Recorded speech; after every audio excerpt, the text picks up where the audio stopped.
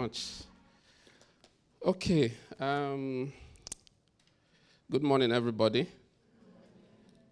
First, I would like to say a very big thank you to our convener, Olayinka Oyetunji. Can we appreciate her, please?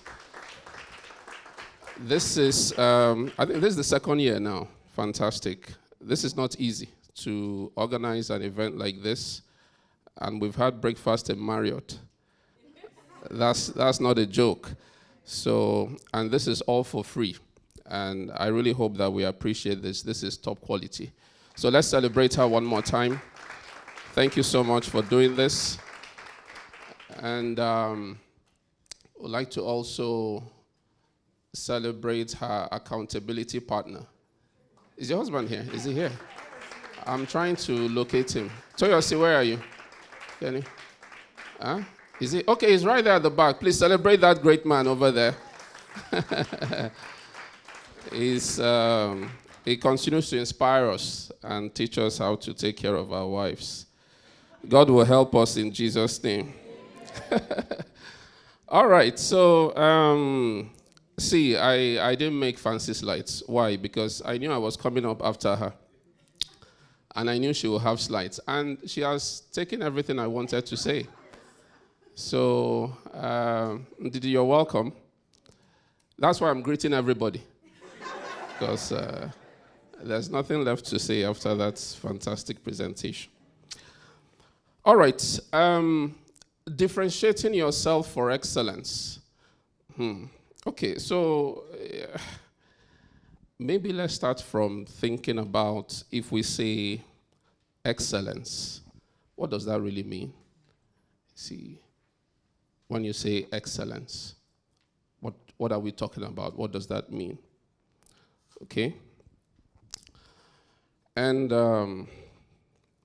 I went to the Oxford Dictionary to get a definition for us. And it says is the quality, I'll change by myself if you don't mind, thank you, is the quality of being outstanding or extremely good. Being outstanding or extremely good. And the question is this even possible? Is excellence attainable? See, the answer is yes, it is.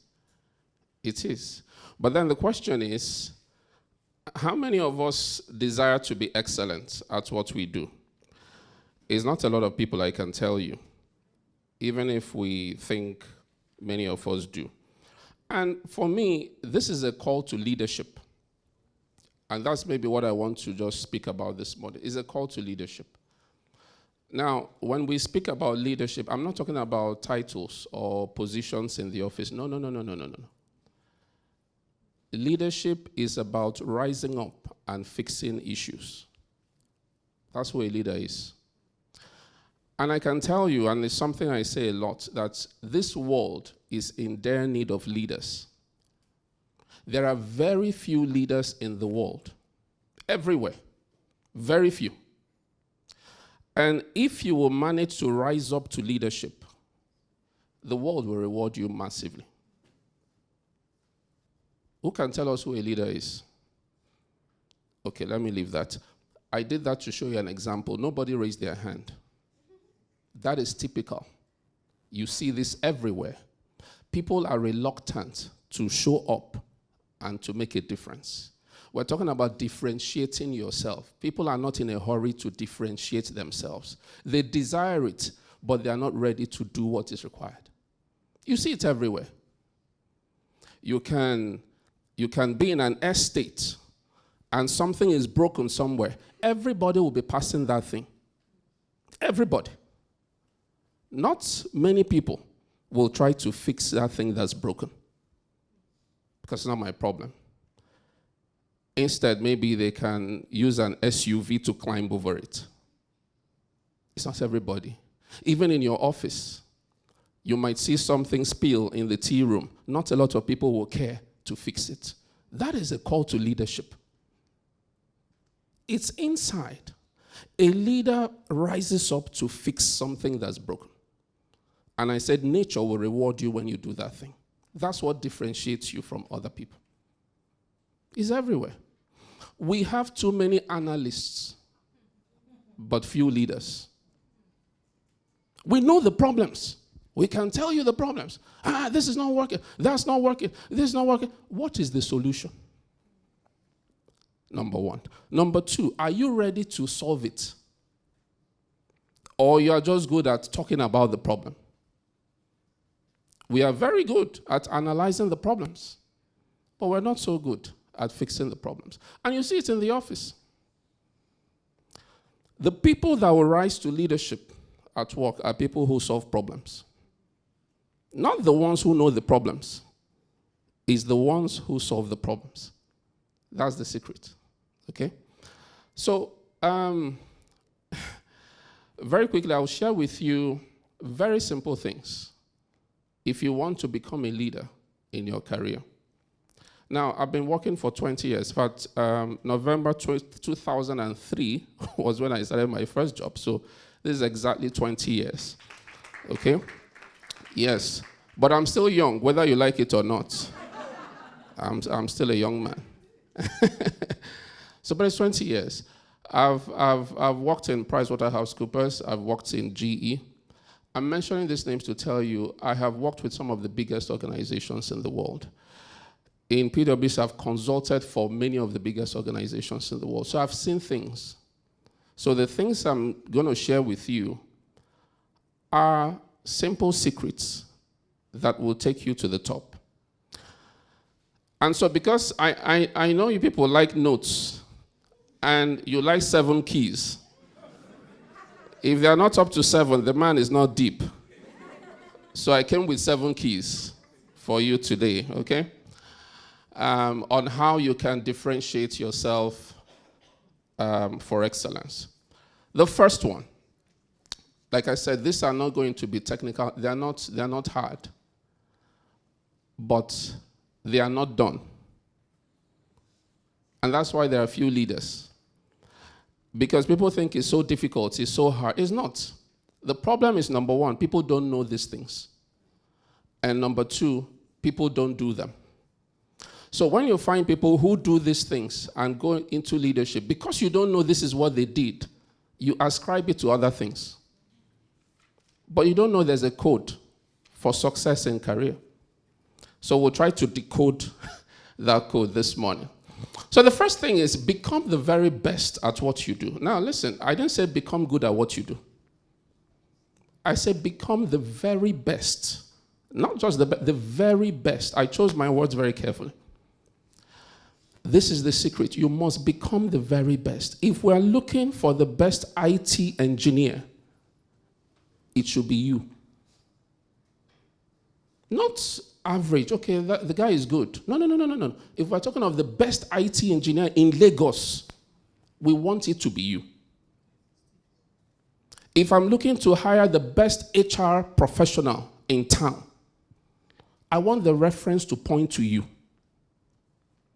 This is where you begin to think. So if I'm looking for the best accountant in Lagos, I want hands to point towards you. So you then ask yourself, how do I become that? Now that's when you're talking. You now have to start asking yourself, what will make me the best? Because if you're the best, you will command more money. There are people who are willing to pay for value. There are organizations that will break the bank to hire you if you bring value. Money is not a problem, I can tell you, for many organizations. That they are not paying you well enough is because you're not bringing value enough.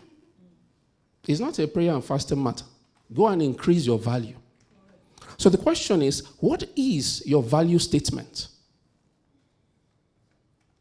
What is your value statement? Who are you? What should we pay for?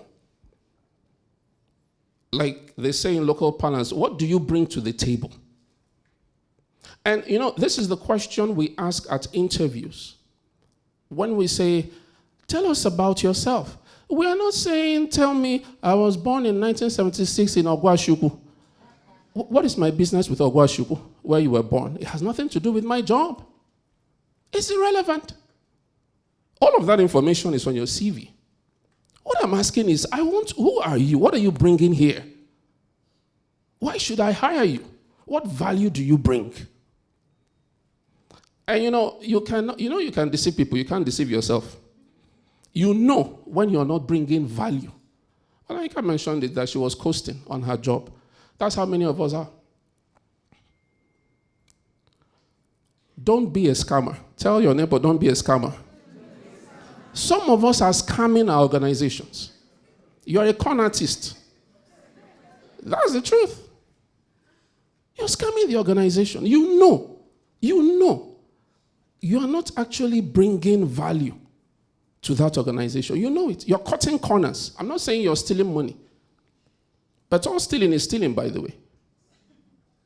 You spend company time on Instagram. I'm coming home now. Because you say, you say, I worked very hard today. I closed by 9. It's not true. Half of the time, you were on blogs.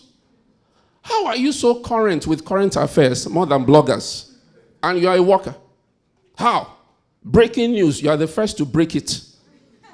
You are now a part-time journalist.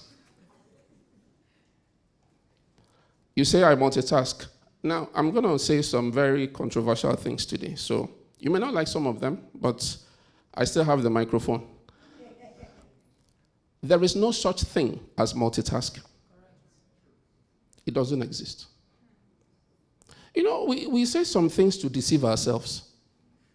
There's no such thing. A human being cannot multitask. You cannot do 2 things at a time. You think you are doing 2 things. No, you're not. What is happening is that sometimes there are some things that have been committed to your memory, and so you do them automatically. So, for example, if you drive, like I drive, if you're not a new driver, that driving has now been ingrained into your... You're not thinking about that driving. You're almost driving effortlessly. So you can listen to music while driving and so on. But even at that, that's why they tell you not to make a phone call when you're driving, because there's a phone call you might receive that you'll be unable to drive because your attention is needed on that call. You will lose track.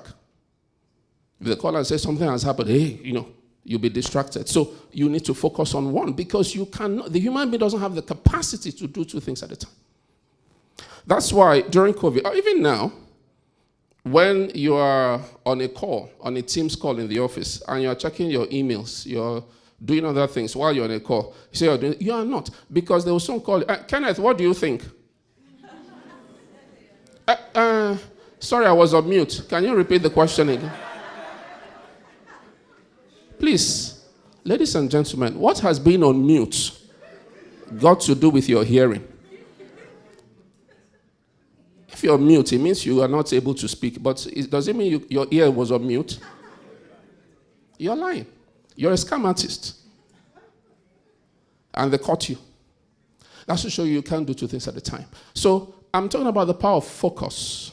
If you want to be the best in that thing, you must give it attention.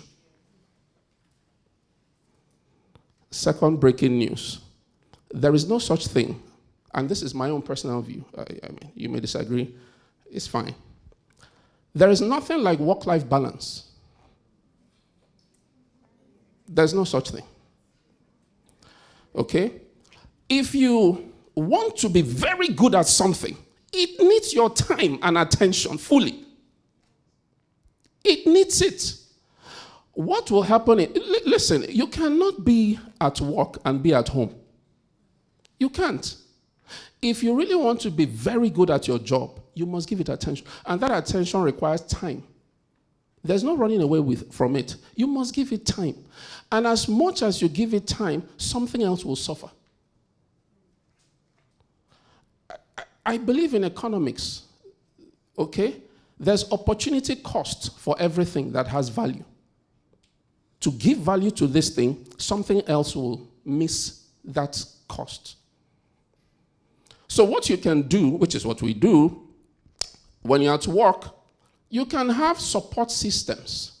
You can have nannies or people take care of your babies at home, but you are not there. You cannot spend quality time with your children if you are at work. You can't do both at the same time. So we just feel a sense of fulfillment that, okay, well, somebody else has taken care of my husband, but it's not you. And it's not the same if it were you doing it. So you can choose a path in life that I want to be a sit-at-home mom and build my home. That's great. But you can't do that and be a CFO or a CEO at work. It is not possible. When you try to do all of them at the same time, you will fail in all of them. So if it's career you want to do, give it focus. Give it time. Invest in knowledge. Invest in knowledge. Go and learn about that area. Be known for something. Okay? Go and learn about that area. This is how you become the best at what you do. And once you become the best at what you do, money will be chasing you. People will look for you. They want to get you at all costs. That's how you start getting promoted. And that's how you start commanding more money. Because there's value that you're bringing. The second one, do more than what's on your JD. That's why I said, Olayinka has said many things I wanted to say. You have to do more. You see, the idea that the office closes at 5, you are the accurate timekeeper for that one. 4:59 sharp, you've started shutting down. We cannot catch you 5:02 in the office. Pali, you're not going anywhere. If you want to be great. But the office closes by 5 now. Yeah, I agree with you, be going. But when you don't get to the top, don't complain. It's as simple as that. There's no shortcut. You see, listen, there are some natural laws in life that cannot be broken. One of them is the law of sowing and reaping. Seed time and harvest. The extent you give is what you will receive back. If you give 6 hours work, you will get 6 hours reward. You cannot get the same reward as somebody who's given 11 hours of work. It's not possible. Otherwise, nature would have violated itself. It's not possible. You say, is it by closing late? It's part of it. I'm not talking of closing late where you are browsing the internet or waiting for traffic. Again, you'll be deceiving yourself. I'm talking about your spending time to study, to research into your work, to find solutions to problems. Okay? You do more. Now, part of this doing more is going outside your department to solve problem for another department. It's something many of us don't even know that it exists. Okay? You see a problem in supply chain. Go and help them fix it. Don't say, that's not my business. That's an HR problem. A lot of us say that. You are not a leader. I'm talking about leadership. You see, you desire to be a leader. You desire to be a CEO or a GM or a director one day. You have to start acting it now. It's not then. So you have to look beyond, connect with other people in the organization, and start thinking about how do we solve this problem. You see that there's a problem in the organization, but you're not concerned. Because it's not in my unit. I've finished my work. What else is there for me to do? No. You do more. You do more than what your JD requires. Number 3, become a part of the company. I don't know how. You say, but what do you mean? I'm part of the company now. Am I not an employee of the company? That's not what I'm talking about. I'm talking about you taking the company's business as your personal business. I will try and break this thing down to you. You see this particular point? Any business owner will see it in you, if you have it or not. You cannot fake it. This is the reason why sometimes you will check your messages by 11 p.m. and be responding. Because you have developed a passion for the business. It has become your business. It's not that, who is calling me by 10 p.m.? Don't they know that this is my personal time? This is my personal time. This is off office work hours. You are right, so legally speaking. We're not arguing with you. Your constitution, in the Constitution is written that after 5 p.m., don't call any work. It's in the Constitution. So we agree with you, sir. But you're not going to grow very far. It's choices. There's no, are you not, now, that's your phone. You're not getting messages late in the night does not mean there are no employees there that are getting those messages from the CEO. Don't deceive yourself. Don't be playing. There are people who get messages at midnight from top leaders.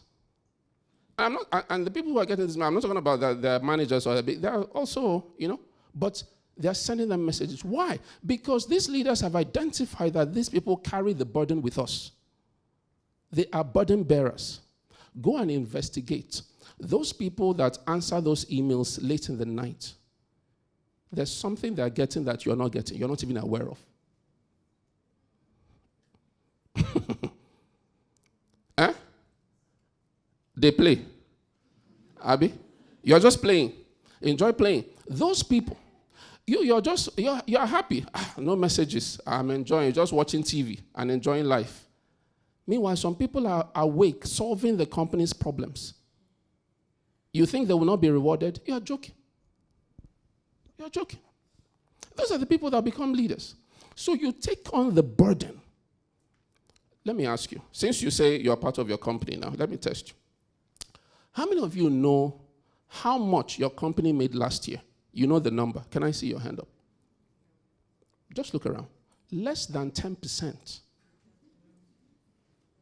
We don't care. That's the truth. As long as 25th of the month, alert enters, bam, bam. As far as my salary is intact, what's my business with what the company made? Let me ask you another question. Do you know the top 3 problems that keeps your CEO awake at night?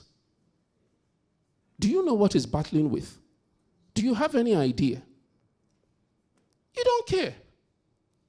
Life is good. As far as you have finished your work, that's the end. You are not a part of that company. You're not. And if you're not going to be responsible for running that company because you are detached from the company. You're just an appendage in the company. And appendages are easy to be broken at convenience. I'm telling you what will help entrench your presence in a place. You buy the problem of the company. You get home at night after, hopefully you don't have problem with your wife, so at least that doesn't compound what you should be thinking about. But you get back home and you sit down and you are thinking about the problem of the company. How do we solve this problem? How do we solve this supplier problem? Who can I talk to? Who can I contact? And then the next day you come and you bring up a suggestion. Excuse me, sir. I think, why don't we do this? Why don't we go and talk to that minister? Why don't we go and... Now you're a solution provider. You have become valuable. You're helping the CEO solve problems of the company. Some people have no idea that the company has financial problems. They don't know. And then they come up and they bring up a budget for a lavish end-of-year party. The leader is looking at you as you're making your presentation, and he's smiling and shaking his head. You think he's enjoying your presentation? He's saying, how lost can this man be? It means he doesn't understand what's going on here, and you want to be a leader. This is, I'm telling you, nobody will tell you. So that's what I'm telling you. Go and be a part of the... And, consulting firms, audit firms, especially, they are very good at this. That's why it's in a consulting firm that you can join a company as an associate. And years after, you become a co-owner of that organization as a partner. Years after. But it's not everybody that becomes a partner. Everybody who joins a consulting firm is smart. They will tell you all those lies that you are the best and brightest, Abby. Even though they are not. All right? But not everybody will become a partner. You have to bring something extra before they can admit. It's called admission into, it's not promotion. You are admitted into partnership. But because you don't understand what it takes to be admitted, you will be concocting all sorts of stories. How people are in a cult, how people are in this and that, because you don't understand what it takes. So you become a part of the company. The 4th one, speak up at meetings. Speak up at meetings. There's no way for us to know the value you bring until you speak. Okay? That's the only way we can tell what you bring to the table. Don't be in a meeting and you are quiet. You can't be a leader that way. Bring solutions. Speak up. Speak up. Plan what you're going to say ahead of every meet. Okay? Don't be quiet. Leaders are not quiet, you know. You've got to speak up in any meeting that you're in. Take the hard job. Very important. You know, in every company, you would find there are some difficult things that has eluded solutions in an organization. Some areas that people don't want to get into. It's the people who rise up and try to solve those problems. Those are people that get into leadership. Because you are demonstrating capacity to solve complex problems. Not that you're going to run away from it and say, please, this thing that nobody has been able to fix, let me leave it alone. Because in case if I fail, then it becomes a problem. But no, those are the kind of jobs that will give you high visibility. And you can take on those projects. Apply yourself to it and solve it. You build your CV. You build your credibility within the organization. So you're not just doing basic stuff. All right. Be a fountain of solutions. You know what a fountain is? It means you are always oozing with ideas, suggestions, solutions. I said at the beginning that many of us are analysts. We are tired of analysts. We know the problems. Stop showing us PowerPoints that shows the problem. What is the solution? The organization is looking for solutions. What solutions do you bring to the table? Just ask yourself, in the past 1 month, what new idea have I brought to this organization? Let me even be more generous. In the past 1 year, what new idea have you brought to the organization? If you haven't brought any, it's time to repent. Because maybe you have been scamming the organization. Okay? Because why are you there? If you cannot bring any ideas. The reason why we don't bring ideas is because we think it is not my problem. We are not applying ourselves at all. And that's the thing about focusing on your JD, focusing on your goals and objectives. This is what I was asked to do. Reconcile this account every month. Close this one. Do this. I have done it. And that's it. No. Don't you understand that job is a life's pursuit? The work you do, it means a lot. It means a lot. And so you must apply yourself to it. So every week, when you have your team meetings or management meetings, I want you to be known as the person who is always coming up with bright ideas. And it's easy. You're smart already. The problem is you are not thinking about the company's problems. You are not. And I'm telling you now, spend time to think about it. You will come up with something that nobody else has thought about. And you'll be shocked how that will increase your value automatically. In fact, you will find that people will naturally start consulting you when there's a problem in the company. When we want to set up a task force or a committee to solve a problem, you will be there. Because they know that you always come up with brilliant ideas. Please let the idea be brilliant too. Before you bring it, before you say, I went to one conference. OC said we should be bringing ideas every day. You now come and say something. That will make matters worse. It's better you didn't even say it again. But I trust you that you bring up brilliant ideas. But make it a habit.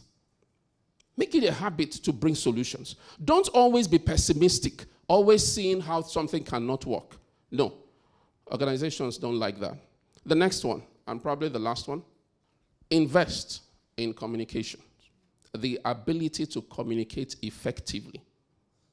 What are you communicating? Your value statement. Who are you? How do you communicate it? There's verbal and non-verbal communication.